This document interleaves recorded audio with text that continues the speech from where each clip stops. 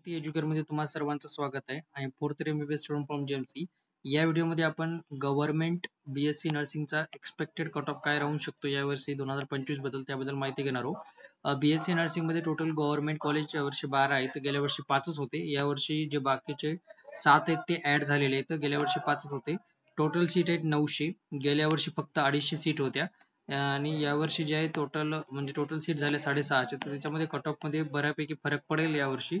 आता जो BSc नर्सिंगची counselling process सुरू झालेली आहे, याची लास्ट डेट 17/7/2025 आहे ऍप्लिकेशन अप्लाय करायची. त्याच्यानंतर जर तुम्ही चॅनलवर नवीन असाल तर चॅनलला सबस्क्राईब करा. आमच्या चॅनलवर महाराष्ट्रामधील MBBS, BHMS, BSc, BMS, physiotherapy, BSc नर्सिंग, बी फार्मसी या सर्व काउन्सिलिंग बद्दल व्यवस्थित माहिती पुरवली जाते. तसेच सध्या जे आहे महाराष्ट्रामध्ये बी फार्मसीची पण काउन्सिलिंग सुरू झालेली आहे, जी लास्ट डेट 14/7/2025 आहे. आणि सर्वात महत्त्वाचं म्हणजे बीव्हीसी म्हणजे व्हेटरनरीची पण काउन्सिलिंग सुरू झालेली, याची लास्ट डेट जी आहे 12/7/2025 आहे. त्याच्यामुळे जे विद्यार्थी इच्छुक आहेत त्यांनी लवकरात लवकर ही काउन्सिलिंग करून घ्यावी. खूप ही फील्ड पण खूप चालू आहे बीव्हीएससी म्हणजे व्हेटरनरी. त्याच्यामुळे जर तुम्ही इच्छुक असाल तर करून घ्या. सेंट्रलची एमसीसी आणि व्हेटरनरी काउन्सिलिंग आता लगेच सुरू होईल, त्याच्याबद्दल पण आमच्या चॅनलवर माहिती पुरवली जाते.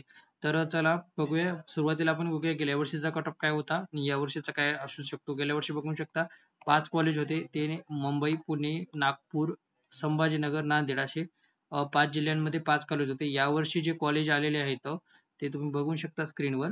जे आहे एक जे आहे लातूरमध्ये कॉलेज आलेलं आहे. त्याच्यानंतर जे आहे गव्हर्नमेंट कॉलेज ऑफ जालनामध्ये एक कॉलेज आलेलं आहे. त्याच्यानंतर जे आहे बारामती गव्हर्नमेंट कॉलेज सोबत एक आलेलं आहे.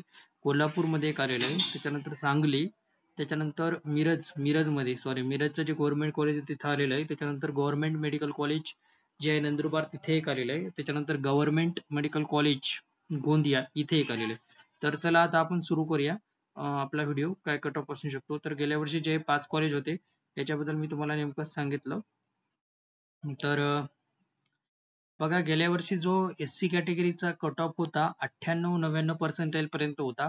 यावर्षी जो कट ऑफ आहे कमीत कमी 88 पर्सेंटाईल पर्यंत जाईल. मला तर असं वाटते 88 किंवा 90 पर्सेंटाईल या रेंज मध्ये राहण्याची शक्यता आहे. 88 किंवा 90 हे तुम्ही पकडून चला. त्याच्यानंतर जे एसटी कॅटेगरी आहे हिचा जो कट ऑफ आहे, याचा जो एससी कॅटेगरीचा जो कट ऑफ आहे गेल्या वर्षी 95 पर्यंत आलता.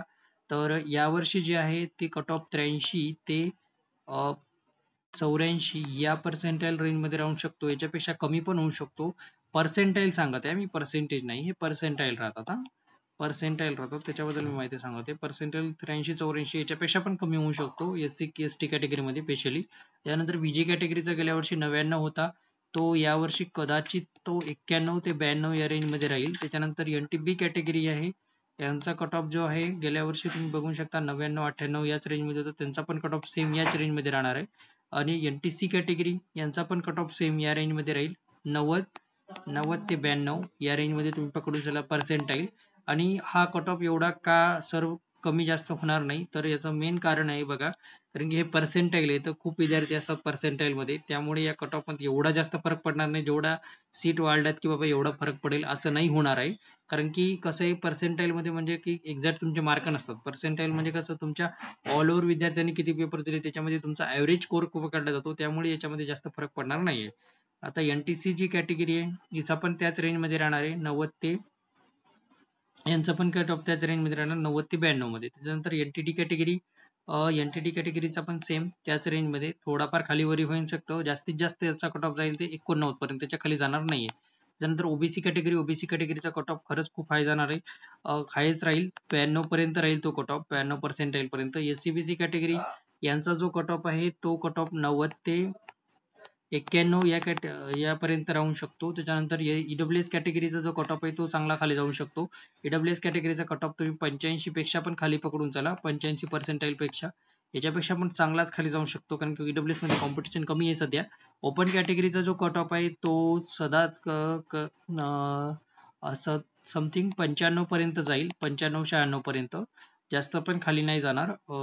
ओके. त्याच्यानंतर जे डिफेन्स कॅटेगरी हे तर डिपेंड करते कॅन्डिडेट किती येतं. आणि बाकी जे प्रायव्हेट कॉलेजचं तर कट ऑफ तर खूपच खाली जातो, म्हणजे तुमच्या इलिजिबल क्रायटेरिया 50% पण प्रायव्हेट 50 पर्सेंटाईल पर्यंत प्रायव्हेट कॅटेगरीचा कट ऑफ जातो. कारण की प्रायव्हेट मध्ये जवळपास 200 200 जे आहे 223 कॉलेज आहेत, त्यामुळे प्रायव्हेट कॅटेगरीचा कट ऑफ चांगलाच, प्रायव्हेट कॉलेजचा कट ऑफ चांगलाच खाली जातो.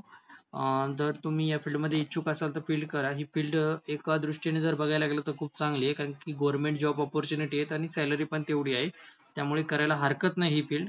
आणि मुलींना तर चांगलेच फील्ड आहे, कारण की 30% मुलींना रिझर्वेशन आहे याच्यामध्ये. तरी मुलांना पण चांगली फील्ड आहे ही. बाकी तुमची स्वइच्छा. व्हिडिओ आवडल्यास व्हिडिओला लाईक करा, चॅनलला सबस्क्राईब करा. धन्यवाद. या व्हिडिओमध्ये एवढंच.